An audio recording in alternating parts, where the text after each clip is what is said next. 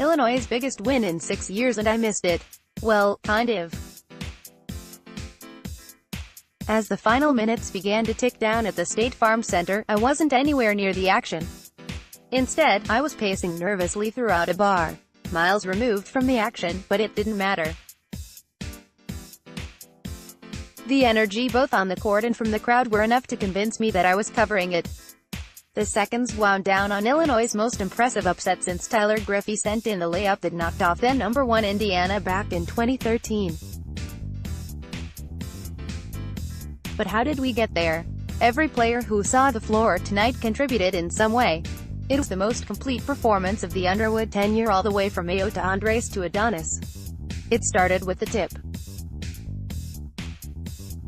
Damonte Williams jumped in for the fumbled tap-out and ripped the ball from Spartan's hands. That was the same ferociousness the team displayed all night. Throughout the entire first half, the defense made its presence known. The Illini forced Michigan State to commit an uncharacteristic 17 turnovers, and that was just the first half. The Spartans came in turning the ball over at a tune of 13 times a game. Cassius Winston has been in the talk for Big Ten Player of the Year, but the aggressive on-ball defense from the Illinois backcourt bothered him all night. The junior committed 9 turnovers on the night, with 7 coming in the first frame. The tone the Illini were able to set defensively allowed Ayo Dosunmu and the rest of the team to find their groove on the other end of the floor. The freshman Dosunmu didn't just lead Illinois with 24 points to its best win in a handful of years. He also put himself squarely in the talk for Big Ten Freshman of the Year.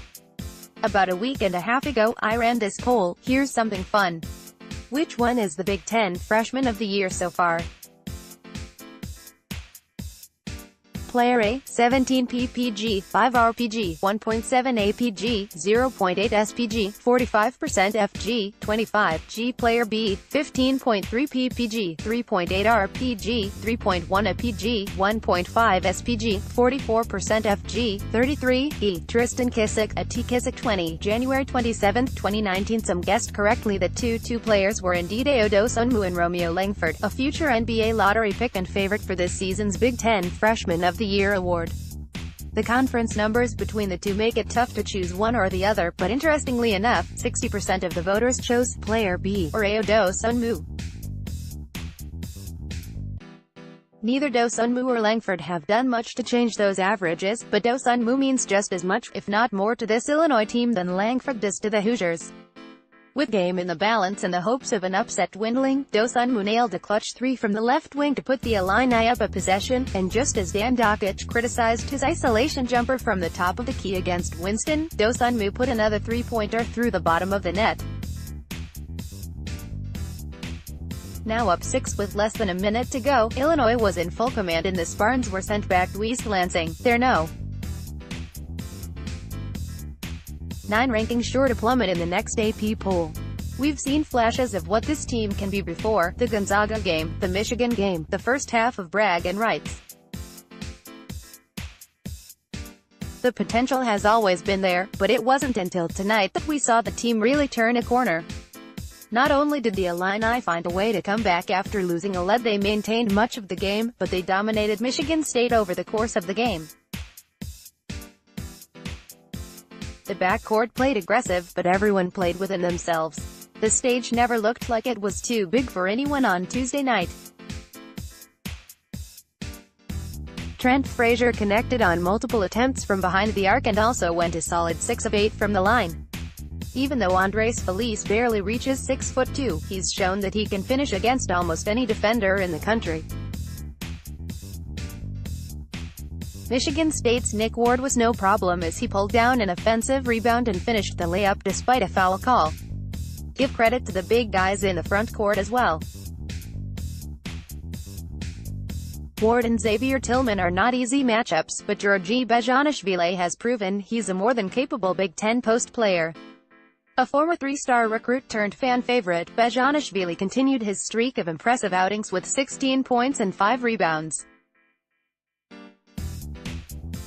The win came in front of Georgie's brother, David, who is seeing his little brother play for the first time in over a year. Adonis De La Rosa struggled to see the floor due to foul trouble, but with 4 consecutive possessions in the first half, the graduate transfer from Kent State gave Illinois its biggest spark of the game. After nailing a 10-footer at Ward, he drew a charge on Winston, found Kipper Nichols on the cross screen for the slam, and then topped the sequence off by drawing a charge against Ward. With the win, the Illini now sit at 8-15 overall and 4th weight in conference play. They are now tied with Rutgers for 10th place in the Big Ten, but could easily finish as high as 6th with a favorable slate looming. Illinois still has Rutgers, Northwestern, Indiana and Penn State in the remaining home schedule. All 4 contests are winnable and would put the Illini at nearly .500 in conference play. But they have yet to travel to Wisconsin, Ohio State, Purdue, and Penn State. Knock off the Nittany Lions and steal one of Wisconsin, Ohio State, or Purdue, and you're looking at a middle-of-the-pack 10-10 Big Ten team. Considering the non-conference schedule and the start to Big Ten action, a 14-17 squad finish to the regular season doesn't sound so bad after all.